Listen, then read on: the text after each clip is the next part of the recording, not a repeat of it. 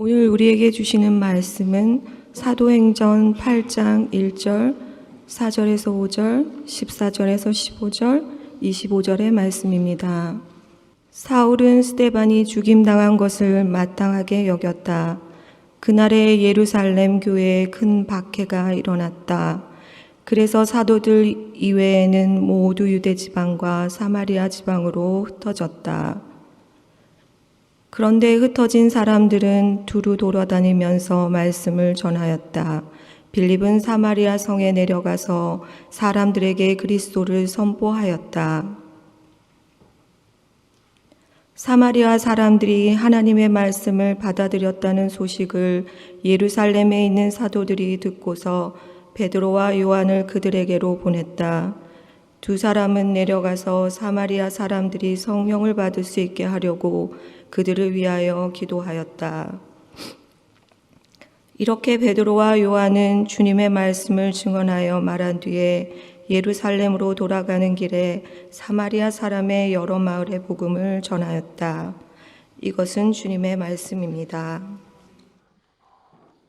최근에 한 속회 모임에 참석했습니다. 모처럼 교우님들과 가까이서 교제를 할 수 있는 은혜로운 감사한 시간이었습니다. 저녁 시간에 짧지 않은 시간 동안 각자 살아온 이야기를 나눴습니다. 자연스럽게 인생의 어려웠던 시간들을 주로 이야기했습니다. 시작할 때부터 왠지 딥 토크가 될 것 같았습니다. 고로 처음 시작할 때부터 사람당 제한 시간을 정했습니다. 안 그랬더라면 밤새 이야기를 나눴을 것 같습니다. 교우님들의 나눔 중에 처음 미국에 왔을 때 어려웠던 일들을 들었던 것이 인상적이었습니다. 안 들리는 영어, 또 경제적인 어려움, 신분 문제, 각 가정마다 각종 힘든 일들이 있었습니다. 그전에는 이분들에게 어떤 우여곡절이 있었는지, 어떤 사연이 있었는지 몰랐습니다. 어떤 가정은 미국에 오기로 결정한 후에 3개월 만에 모든 것을 다 정리하고 훌쩍 떠나오신 분이 계셨습니다. 또 다른 가정은 미국에 오기로 결정한 후에 몇 년이 지나도록 오지 못하다가 계획보다 늦게 오신 분도 계셨습니다. 급히 왔든 늦게 왔든 참고 따라와 준 아내에게 감사하다고 고백하는 남편들의 고백이 감동적이었습니다. 이처럼 각 가정의 이민사는 천차만별이었습니다. 공통적으로 한국에서 태어났지만 각자 다른 시기에 다양한 모습으로 이곳으로 건너와 지내게 되었습니다. 전혀 다른 배경과 과정을 거쳐서 이 지역에 뿌리 내리거나 잠시 머물게 되었습니다. 하나님께서 개개인의 인생을 인도하시는 방식이 각양각색이었습니다. 오늘 성경 본문에서도 자기가 살던 지역을 떠나 다른 지역을 옮겨간 사람들의 이야기가 나옵니다. 바로 초대 예루살렘 교회 교인들입니다. 오늘은 예루살렘을 떠나 다른 지역으로 가게 된 그들의 이야기를 나누고자 합니다. 내용이 많아서 오늘 8장 1절부터 25절까지 다 읽지는 못했는데 8장의 전반부의 그 내용들 중 2가지 주제에 대해서만 살펴보겠습니다. 지난주일 사도행전 7장 후반부에 나오는 스데반의 죽음에 대해 들었습니다. 오늘 읽은 8장 1절부터 스데반이 순교한 그날에 있었던 일들이 나옵니다. 순교 직후 가장 먼저 있었던 일은 바로 박해였습니다. 그날에 예루살렘 교회에 큰 박해가 일어났다라고 했습니다. 기독교 역사상 첫 번째 순교였던 스데반의 죽음은 기독교 박해의 서곡이 되었습니다. 스데반이 죽임당한 그날부터 본격적인 박해가 시작되었습니다. 여기 나오는 박해는 로마 제국으로부터의 박해가 아니었습니다. 동족 유대인들로부터의 박해였습니다. 박해라는 말이 우리 시대에는 그다지 익숙하지가 않습니다. 이 단어는 헬라어 원어로 직역을 하면 뒤쫓김을 당함, 추적을 당함, 괴롭힘을 당함이라는 의미가 있습니다. 그 박해의 예가 중간에 나와 있습니다. 당시 박해 전문가, 최고의 박해자였던 사울이라는 청년이 했던 일입니다. 그가 했던 일은 집집마다 찾아 들어가서 예수님을 믿는 사람이라면 남녀를 가리지 않고 끌어내어 감옥에 넘기는 일이었습니다. 사울은 끈질기게 추적하고 쫓아갔습니다. 적당히 봐주지 않고 끝까지 괴롭혔습니다. 사울은 박해가 무엇인지를 잘 보여주었습니다. 스데반이 죽임당한 날 이런 박해가 시작되었다고 했습니다. 그런데 그 박해와 함께 일어난 일이 하나 더 있습니다. 오늘 설교의 전반부에서 주목해 보려는 일입니다. 그 일이 1절 마지막 부분에 나옵니다. 사도들 이외에는 모두 유대 지방과 사마리아 지방으로 흩어졌다. 바로 예루살렘 교회 교인들의 흩어짐입니다. 여기 1절에 나오는 이 흩어졌다라는 말은 헬라어로 디아스페이로라는 말입니다. 넘어서 통하여라는 뜻의 전치사 디아와 뿌리다라는 스페이로가 만났습니다. 즉 디아스페이로는 흩뿌리다, 두루 뿌리다라는 의미가 있습니다. 특별히 씨앗을 널리 흩뿌리다, 파종을 두루 하다라는 의미가 있습니다. 그런데 여기 1절에 나오는 이 흩어졌다라는 말은 문법적으로 수동태로 쓰여져 있습니다. 즉 흩어짐은 자발적인 것이 아니었다라는 의미입니다. 부득불 그렇게 할 수밖에 없었던 강제적인 일이었음이 암시되어 있습니다. 그러니까 박해가 시작되었을 때 예루살렘 교회 교인들은 다른 선택의 여지가 없었습니다. 박해를 피해 사방으로 뿔뿔이 흩어질 수밖에 없었습니다. 스데반의 순교, 박해, 그리고 흩어짐, 이렇게 안 좋은 일들이 줄줄이 반복되는 것처럼 보였습니다. 그러나 곧 예상치 못했던 일이 이뤄집니다. 4절의 후반절입니다. 그런데 흩어진 사람들은 두루 돌아다니면서 말씀을 전하였다. 1절에 나왔던 박해로 인해 흩어진 사람들이 다시 등장합니다. 그들이 흩어져서 했던 일이 기록되어 있습니다. 그들은 두루 돌아다니면서 말씀을 전하였습니다. 세번역 성경에는 말씀을 전하였다라고만 나와 있는데 예전 성경에서는 복음의 말씀을 전하였다라고 했습니다. 원어로 유앙겔리조, 영어로 이벤젤라이즈입니다. 복음을 전파했다는 것이 정확한 의미입니다. 파종하듯 흩어졌던 사람들은 곳곳마다 두루 다니면서 복음의 씨앗을 뿌렸습니다. 조금 전까지 말씀드린 8장 1절과 4절에 흩어진 사람들은 나중에 11장에 가서 한 번 더 나옵니다. 11장 19절에서 이 흩어진 사람들이 어디까지 갔는지를 알 수 있습니다. 스데반에게 가해진 박해 때문에 흩어진 사람들이 페니키아와 키프로스와 안디옥까지 가서 유대 사람들에게만 말씀을 전하였다. 당시 유대인들에게 있어서 이방 지역에 가는 것은 쉽지 않은 일이었습니다. 유대인들에게 있어서 이방인들은 늘 하나님을 모르는 부정한 대상들이었습니다. 예수님을 믿는 유대인들도 이방인에 대한 관점이 쉽게 바뀌지 않았습니다. 사도 베드로도 이후에 고넬료라는 이방인이 있는 곳으로 가는데 처음부터 쉽게 흔쾌히 가지 않았습니다. 하나님께서 여러 번 말씀을 하셨어야 겨우 갈 수 있었습니다. 그렇게 예루살렘 교회 교인들은 스스로는 가지 않았을 만한 곳들을 박해를 받고 흩어져서야 가게 되었습니다. 페니키아와 키프로스, 그리고 나중에 최초의 이방인 교회이자 이방 선교의 전초 기지라고 할 수 있는 안디옥까지 가게 되었습니다. 그렇게 교인들은 이방 땅, 자신들이 정착한 그곳에 가서 말씀을 전하였습니다. 복음을 전파하였습니다. 이처럼 하나님께서는 일련의 사건들을 통해 놀라운 일을 행하셨습니다. 물론 안타깝게 스데반은 순교를 했었고 이어지는 박해도 있었습니다. 그로 인해 교인들이 흩어지기도 했었습니다. 처음에 모든 게 잘못되어지는 것만 같았습니다. 그러나 그 흩어짐 이후에 이방 땅에서의 복음 전파가 시작되었습니다.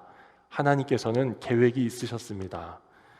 지금까지 8장의 첫 번째 주자라고 할 수 있는 흩어짐을 통해 복음이 전파된 내용을 말씀드렸습니다.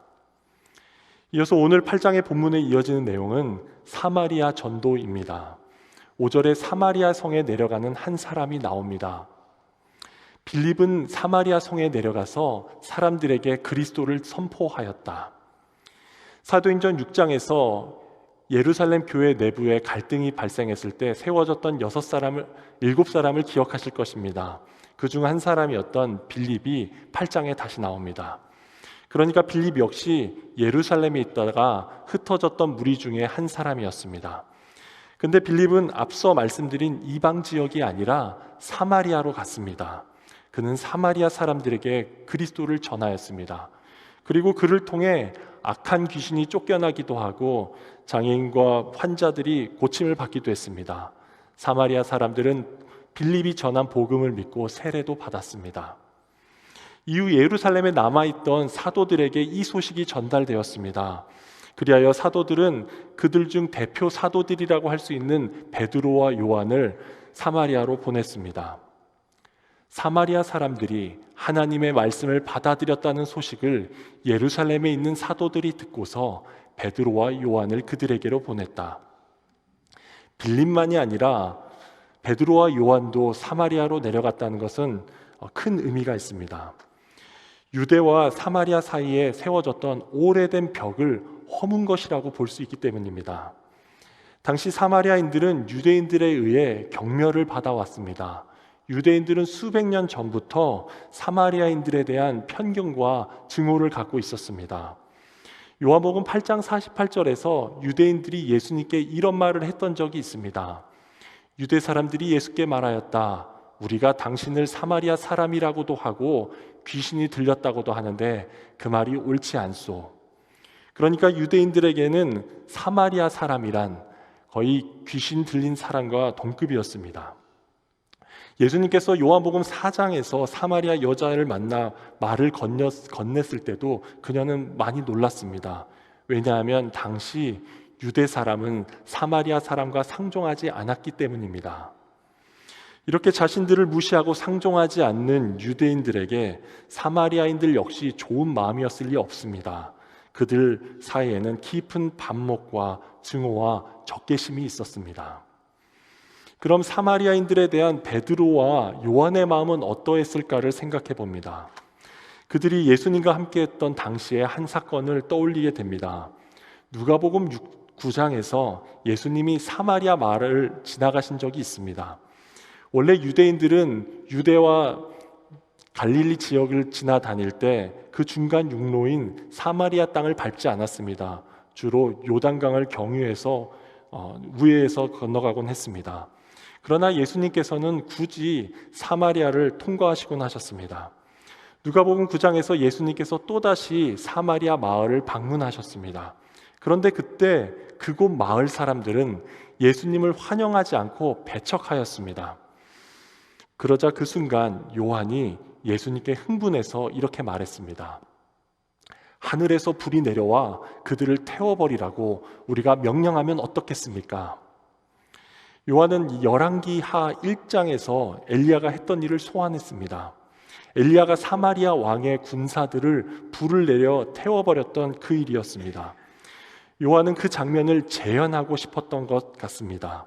우레의 아들이라는 별명에 걸맞는 자처럼 격렬하고 과격하게 반응했습니다. 이렇게 요한은 예수님을 따라다닐 때만 해도 사마리아인들을 불태워 버리고 싶을 정도로 못마땅하게 여겼습니다.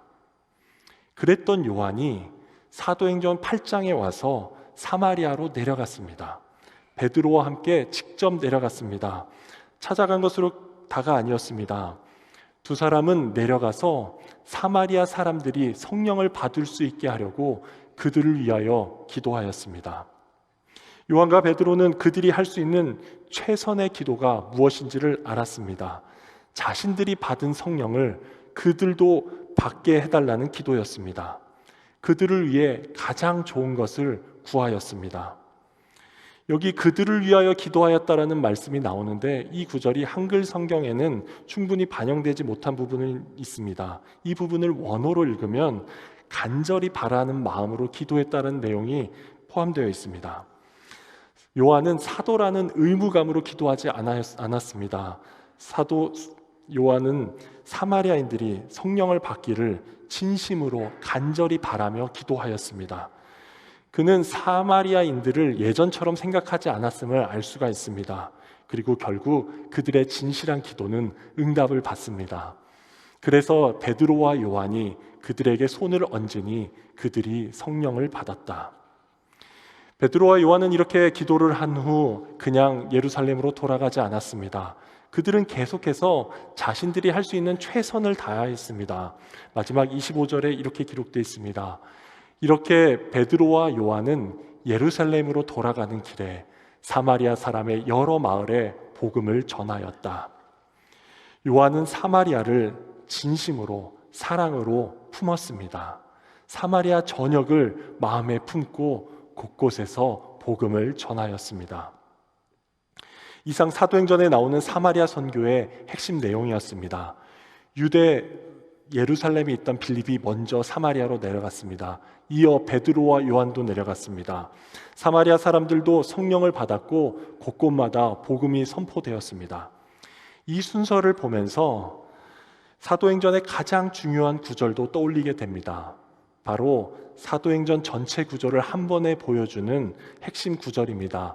사도행전 1장 8절의 말씀입니다. 그러나 성령이 너희에게 내리시면 너희는 능력을 받고 예루살렘과 온 유대와 사마리아에서 그리고 마침내 땅끝에까지 이르러 내 증인이 될 것이다. 사도행전은 충실하게 이 순서에 맞춰서 진행이 됩니다. 1장부터 7장까지 유대와 예루살렘에서의 이야기였습니다. 9장부터는 이방인의 사도의 이야기와 첫 번째 이방인의 회심에 대한 이야기가 이어집니다. 그런데 그 중간인 8장에 사마리아를 빠뜨려서는 안 될 일이었습니다. 사마리아는 꼭 거쳤어야만 했습니다. 사마리아를 꼭 품고 갔어야 했습니다. 그렇기에 예루살렘과 온 유대와 사마리아에서 그리고 마침내 땅끝에까지 이르러라는 이 예수님의 말씀을 성취해 갈 수 있었습니다. 땅끝까지 가기 전 빌립과 베드로와 요한이 사마리아에 가서 사마리아를 품고 그곳에서 복음을 전한 말씀을 드렸습니다. 지금까지 8장의 전반부는 크게 두 주제로 이루어졌음을 확인하였습니다. 흩어짐을 통해 복음을 전파하였다. 땅끝까지 가기 전에 사마리아를 품었다는 주제였습니다. 그렇다면 이제 오늘 읽은 이 본문의 말씀이 현재 우리와 무슨 관계가 있는가를 생각해 봅니다. 이 말씀이 지금 우리와 무슨 상관이 있습니까? 초대교회 안에서 사람의 생각으로 쉽게 이해되지 않는 일들이 반복되었다고 했습니다. 하나님 나라를 회방하였던 사탄의 공격이 걷잡을 수 없이 크게 보였습니다. 당시 사람들은 왜 스데반이 죽었어야만 했는가? 왜 이렇게 심한 박해가 일어나는가?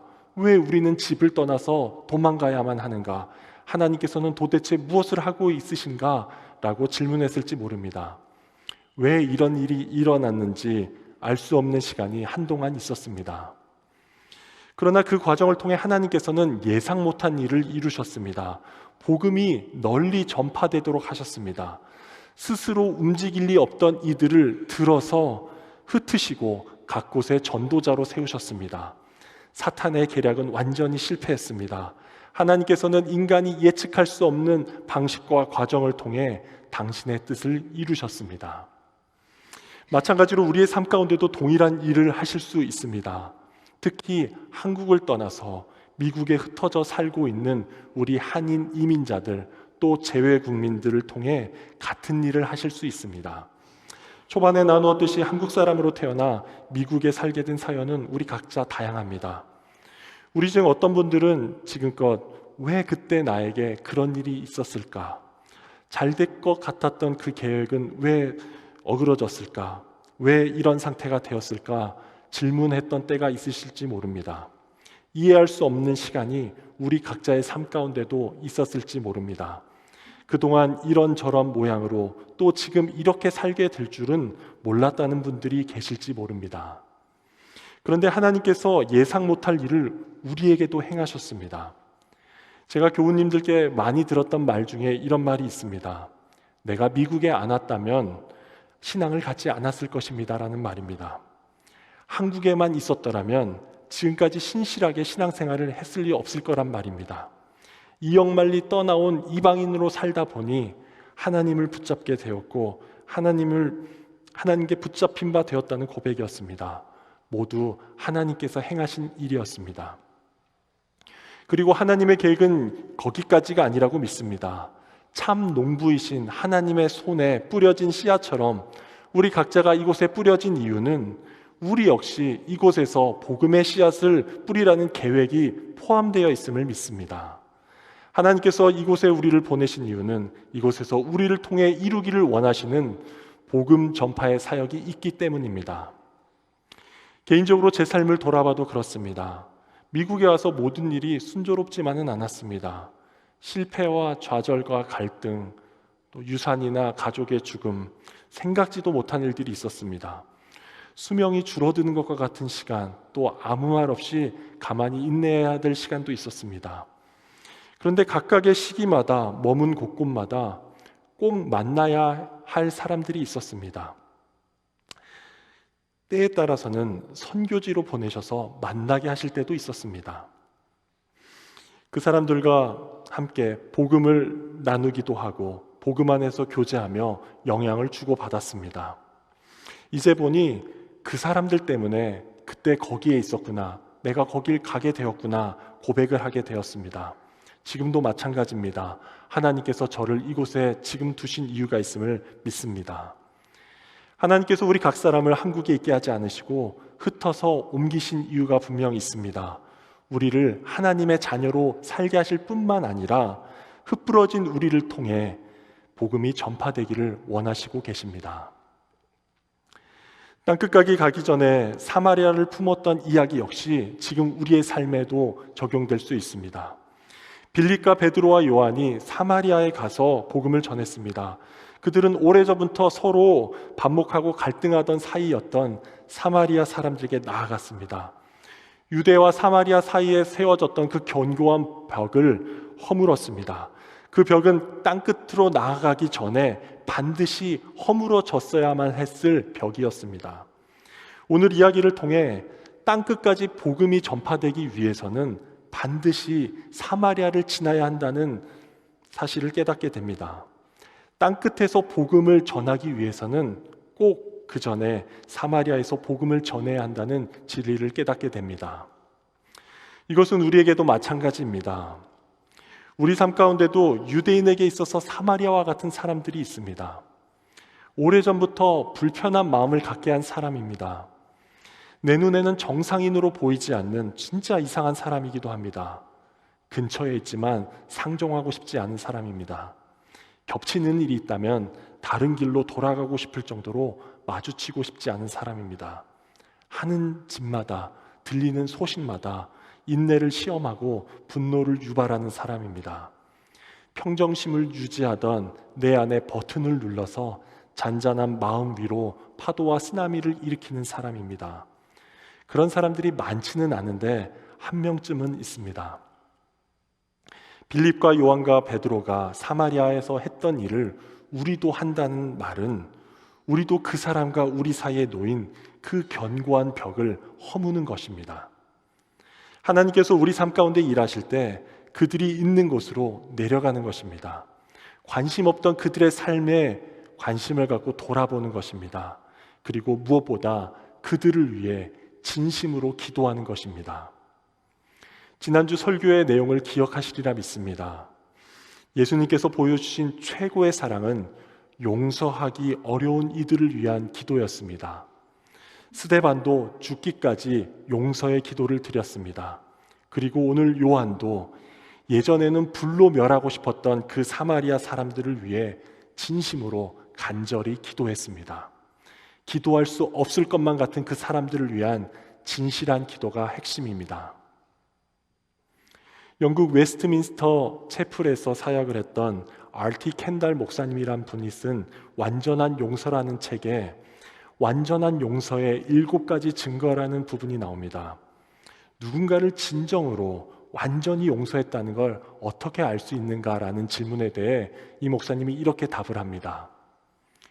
그들이 나에게 어떤 잘못을 했는지 아무에게도 말하지 않는다. 그들로 하여금 나를 두려워하거나 나 때문에 긴장하도록 만들지 않는다. 그들로 하여금 그들 자신을 용서할 수 있게 도와준다. 그들의 자존심을 지켜주고 체면을 살려준다. 그들의 가장 어두운 비밀을 지켜준다. 그들을 한 번만이 아니라 한평생 용서한다. 그들을 진심으로 축복해 준다. 누군가를 용서하는 것이 이렇게 힘든 일인 건가? 라는 생각이 드시는 분이 계실지 모릅니다. 1번부터 7번까지 적용할 수 있는 게 한 개도 없다고 하실 분들도 계실지 모릅니다. 다른 건 몰라도 평생 축복할 수 없을 것만 같은 일을 위해 진심으로 축복하는 것이 마지막입니다. 그 사람을 축복할 때 내가 할 수 있는 용서가 끝나는 것일 수도 있습니다. 베드로와 요한이 그랬던 것처럼 우리도 기도할 수 있습니다. 우리도 그 사람을 위해 최선의 기도를 드릴 수 있습니다.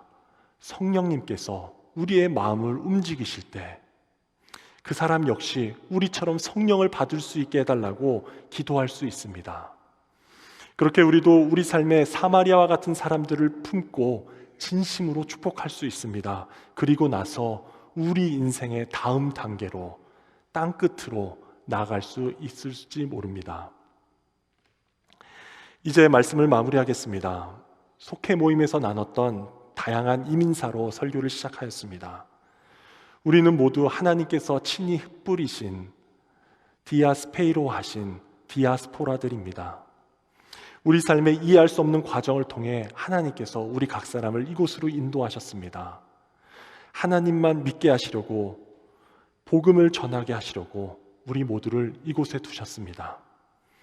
우리 역시 땅끝으로 나가기 전에 사마리아를 품는 과정이 있어야 한다고 말씀하십니다. 그들을 위한 우리의 진정한 축복, 최선의 기도를 드려 그들도 성령을 받게 되길 원하시고 계십니다.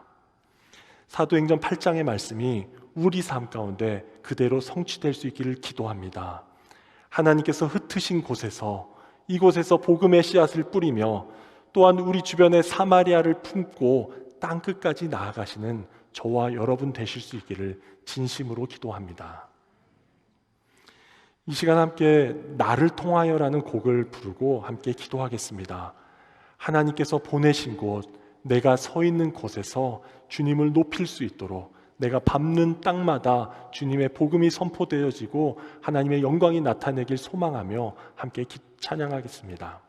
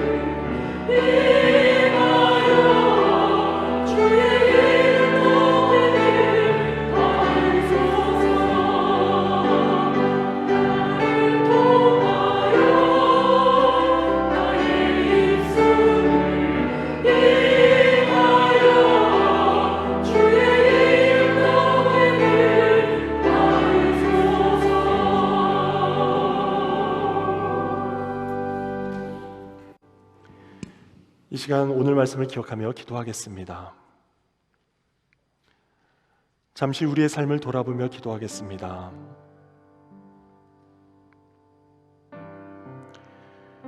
왜 그런 일이 일어났는지 그땐 이해할 수 없었는데 돌아보니 주님의 뜻이 이루어져 있음을 믿으십니까?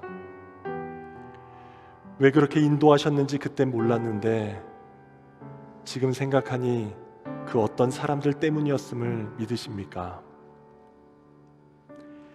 주님께서 나를 한국에 그냥 두지 않으시고 이곳으로 흩뿌리신 것이 주님의 놀라운 계획이었음을 깨닫게 되길 바랍니다. 나를 현재 이곳에 두신 것, 또 선교지로 보내시는 것, 나를 통해 복음의 씨앗을 심으시려는 주님의 비전임을 깨닫게 되길 바랍니다.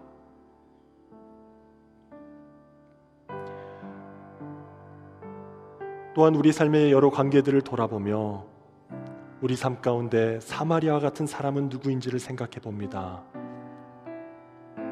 오랜 기간 갈등하거나 반목했던 사람, 다가가기 힘든 사람은 누구입니까? 땅끝까지 복음을 전하기에 앞서 보이지 않는 벽을 허물어야 할 그 사람은 누구입니까? 이 시간 성령님께서 감동을 주실 때 하나님께서 내게 주신 가장 좋은 선물인 성령을 그 사람에게도 허락하시길 기도할 수 있기를 바랍니다. 내 힘으로는 할 수 없지만 성령님의 도우심을 힘입어 그 사람을 진심으로 축복하는 최선의 기도를 드릴 수 있기를 바랍니다. 그리하여 현재의 상태에 머물러 있지 않고 우리 인생의 다음 단계로 주님께서 가라는 땅 끝으로 나아갈 수 있게 되기를 함께 기도하겠습니다.